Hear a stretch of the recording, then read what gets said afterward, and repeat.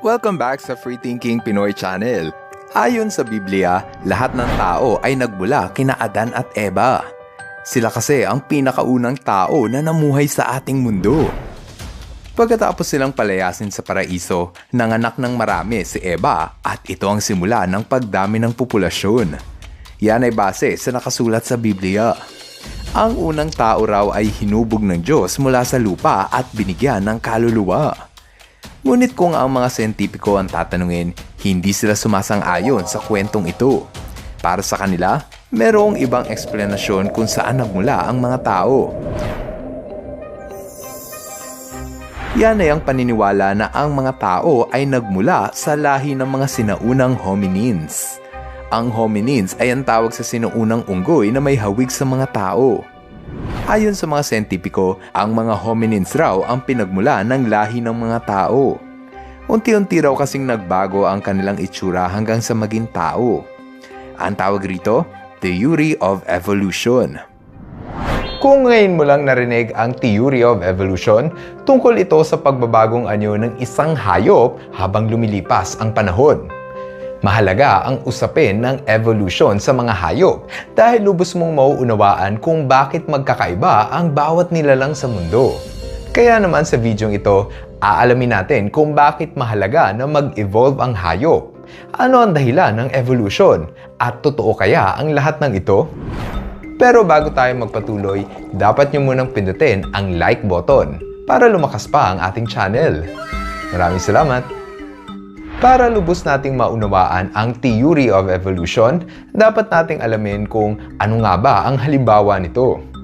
Ayon sa pag-aaral ng mga scientist, isa sa pinakaunang ebidensya ng evolution ay ang paglalakad ng isda mula sa tubig papunta ng lupa. Simula nang makaabot ang isda sa lupa, nag-evolve na ito ng samot-saring uri ng hayop. Ang isa pang halimbawa ng evolution ay yung sa manok. Ayon sa mga siyentipiko, ang mga dinosaur na T-Rex daw ay nag-evolve ng may maliit na katawan para makasurvive sa pabago-bagong klima ng mundo. Ganon din sa mga balyena.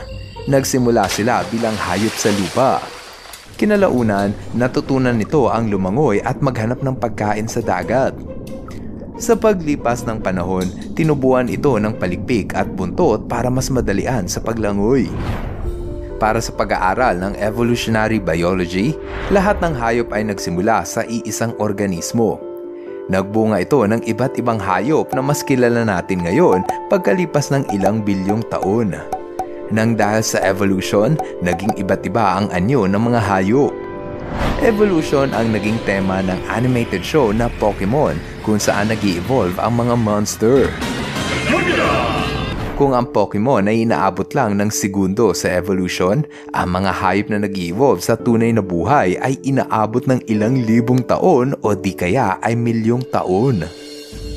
Merong 6 na dahilan kung bakit nag-e-evolve ang hayop. Yan ang ating alamin. Una ay ang natural selection.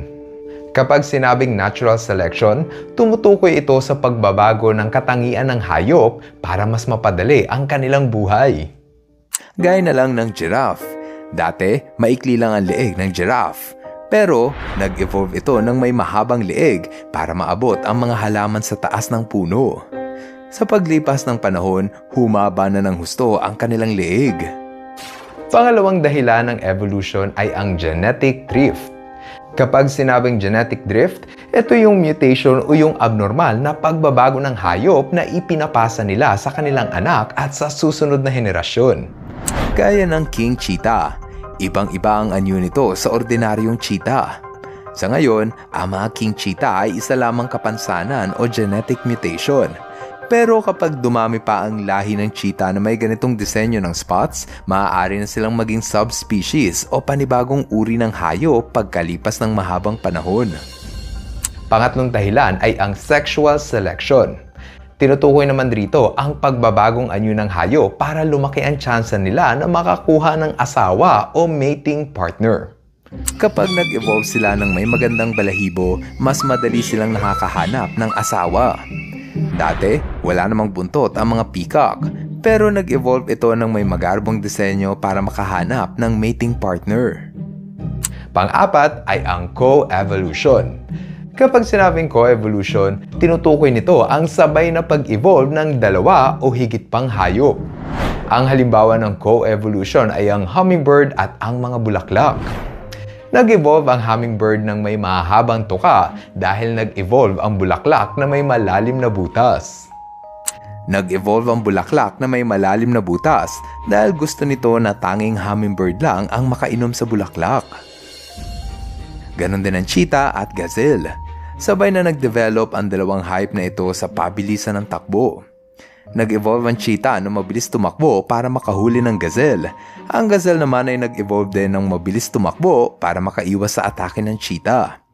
Co-evolution, as in sabay silang nag-evolve. Panglima ay speciation. Ang speciation ay ang tawag sa dalawang magkaibang hayop na nagmula sa iisang species. Medyo magulo intindihin pero ganito lang yan. Ang halimbawa nito ay ang mga tree kangaroo. Bago pa natutong mamuhay sa puno ang mga tree kangaroo, nanggaling sila sa lahi ng mga kangaroo na namumuhay sa lupa. Matindi kasi ang agawan ng pagkain at teritoryo ng mga kangaroo sa lupa, kaya natutunan ng tree kangaroo na umakyat ng puno para iwas sa kalaban. Kabaliktaran naman ang nangyari sa mga ground squirrel. Natuto kasi ito na mamuhay sa ilalim ng lupa para makaiwas sila sa agawan ng teritoryo at pagkain. Sa ganitong paraan, mapayapang namumuhay ang mga tree squirrel at ground squirrel. Ang pang-anim ay ang evolution in isolation. Tumutukoy naman ito sa hayop na nag-evolve dahil naiwan silang mamuhay sa isla ng walang kalaban. Ang halimbawa nito ay ang mga lemur. Ilang milyon taon na ang lumipas nang mapadpad sa abandonadong isla ng Madagascar ang lemur. Nakarating sila rito sa paraan ng pagsakay ng kahoy na inanod ng dagat galing sa Africa. Nang makarating ang lemur sa Madagascar, nakita nila na wala silang kalaban rito at sagana sa pagkain ng isla. Simula din nun, nagsimulang dumami at namunga ng iba't ibang lahi ang lemur. Ang isa pang halimbawa nito ay ang mga Komodo dragon sa isla ng Indonesia. Noong unang panahon, merong bayawak na tumawid ng dagat para humanap ng bagong matitirahan.